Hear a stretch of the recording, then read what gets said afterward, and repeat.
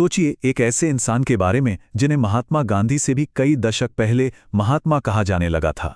एक ऐसा क्रांतिकारी जिसने भारत के सामाजिक ताने बाने को हमेशा के लिए बदलने की नींव रखी। आज हम बात करेंगे ज्योतिराव फूले की, जिन्हें सही मायनों में भारत की सामाजिक क्रांति का जनक माना जाता है। फूले की पूरी जिंदगी, उनका पूरा काम बस इसी एक सोच के इर्द गिर्द घूमता रहा कि ज्ञान ही असली ताकत है और शिक्षा ही वो रास्ता है जो आज़ादी दिला सकता है। लेकिन आपको पता है, इस महान क्रांति की चिंगारी एक बहुत ही पर्सनल, एक बहुत ही अपमानजनक घटना से भड़की थी। तो चलिए सीधे चलते हैं उस दिन की कहानी पर जिसने ज्योतिराव फुले को हमेशा के लिए बदल दिया। वो दिन जिसने एक आम इंसान को एक महान क्रांतिकारी बना दिया। जरा सोचिए, साल है 1848। ज्योतिराव फूले अपने एक बहुत ही प्यारे ब्राह्मण दोस्त की शादी में बड़े चाव से शामिल हुए हैं। बारात का हिस्सा हैं, चारों तरफ जश्न ही जश्न है। पर उन्हें क्या अंदाजा था कि अगले कुछ ही पलों में उनकी दुनिया पूरी तरह बदलने वाली है। और तभी अचानक दूल्हे के कुछ रिश्तेदारों ने उन्हें पहचान लिया और भरी बारात में सबके सामने उनकी बेइज्जती की।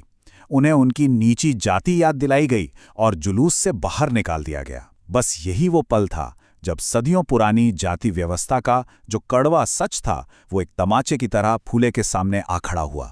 तो देखिए, ये सिर्फ एक बेइज्जती नहीं थी, नहीं, ये वो चिंगारी थी जिसने उनके अंदर एक क्रांति की आग जला दी। फुले ने उसी पल तय कर लिया कि वो इस जालिम व्यवस्था से लड़ेंगे। पर सवाल ये था कि कैसे, उनका हथियार क्या होगा, कोई तलवार या फिर कुछ और? और फूले ने अपना हथियार चुना, और वो हथियार था ज्ञान। उन्होंने ठान लिया कि वो शिक्षा के जरिए समाज में लगे इन जंग लगे तालों को तोड़ेंगे।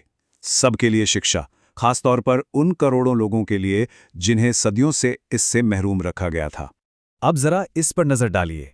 इससे पता चलता है कि फूले का आइडिया उस जमाने में कितना ज्यादा क्रांतिकारी था। एक तरफ वो समाज था जहां महिलाओं, शूद्रों और मजदूरों को पढ़ने लिखने से दूर रखा जाता था, और दूसरी तरफ थे फूले, जो लड़कियों के लिए स्कूल, अछूतों के लिए स्कूल और मजदूरों के लिए रात के स्कूल खोलने की बात कर रहे थे। ये कोई छोटा मोटा सुधार नहीं था, ये उस वक्त के सामाजिक सिस्टम के खिलाफ एक खुली बगावत थी। और फुले सिर्फ बातें करने वालों में से नहीं थे, वो काम करके दिखाते थे। उन्होंने अपनी पत्नी सावित्रीबाई के साथ मिलकर इस सपने को हकीकत बनाया।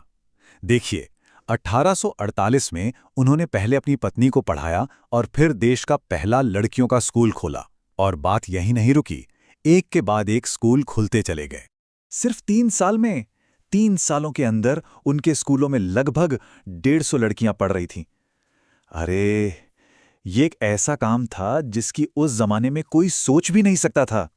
जाहिर है, इससे समाज के जो ठेकेदार थे वो बहुत नाराज हुए, लेकिन फुले को कोई रोक नहीं पाया। लेकिन फूले ये बात अच्छी तरह जानते थे कि सिर्फ कुछ स्कूल खोल देने से ये इतनी बड़ी प्रॉब्लम सॉल्व नहीं होने वाली। बीमारी की जड़ें बहुत ज्यादा गहरी थीं।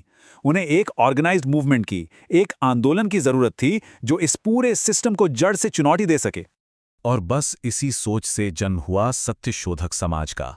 1873 में बना ये संगठन सिर्फ एक संस्था नहीं थी, ये एक आंदोलन था जिसका एक ही मकसद था, समाज के दबे कुचले पिछड़े तबकों को उनके इंसानी हक दिलाना। तो क्या थे इस समाज के उसूल? बहुत सीधे और साफ, समानता, तर्क और इंसानियत। उन्होंने साफ कहा, भगवान और इंसान के बीच किसी बिचौलिए, किसी पुजारी की कोई जरूरत नहीं। जाति के नाम पर कोई भेदभाव नहीं होगा, सबके लिए दरवाजे खुले हैं। उनका सपना एक ऐसे समाज का था जो अंधविश्वास पर नहीं बल्कि तर्क और इंसानियत पर चले। तो सवाल ये उठता है कि फूले की इन कोशिशों का नतीजा क्या निकला, उनकी विरासत कितनी मजबूत साबित हुई। चलिए देखते हैं कि उनके काम ने भारतीय समाज पर क्या और कितना गहरा असर डाला। फुले का काम सिर्फ स्कूलों तक ही नहीं रुका था, नहीं, उन्होंने तो समाज की हर बुराई को सीधी टक्कर दी। विधवा पुनर्विवाह की वकालत की, गर्भवती विधवाओं और अनाथ बच्चों के लिए घर खोले ताकि नवजात बच्चों को मारा ना जाए। जरा सोचिए, 1868 में उन्होंने अपने घर का कुआं उन लोगों के लिए खोल दिया जिन्हें अछूत कहकर पानी छूने तक की इजाजत नहीं थी। यहां तक कि उन्होंने नाइयों को इकट्ठा करके विधवाओं के बाल मूंडने की जो क्रूर प्रथा थी उसके खिलाफ हड़ताल तक करवा दी। उनके इन सारे निस्वार्थ और क्रांतिकारी कामों को देखकर ही 1888 में समाज ने उन्हें महात्मा का खिताब दिया, जिसका मतलब है महान आत्मा। यह सिर्फ एक टाइटल नहीं था, ये उनके संघर्ष और त्याग को समाज की तरफ से दिया गया एक सम्मान था। और शायद फूले की विरासत का सबसे बड़ा सबूत खुद डॉक्टर B.R. अम्बेडकर, भारतीय संविधान के निर्माता, उन्हें अपना गुरु मानते थे। आप देखिए, ये एक सीधी लकीर है जो 19वीं सदी के एक क्रांतिकारी को सीधे आधुनिक भारत की नींव से जोड़ती है।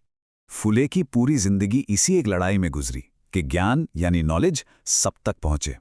आज 150 साल बाद भी उनका ये सवाल उतना ही जरूरी है कि अगर ज्ञान ही शक्ति है तो आज हमारी क्लासरूम की चाबियां असल में किसके हाथ में हैं?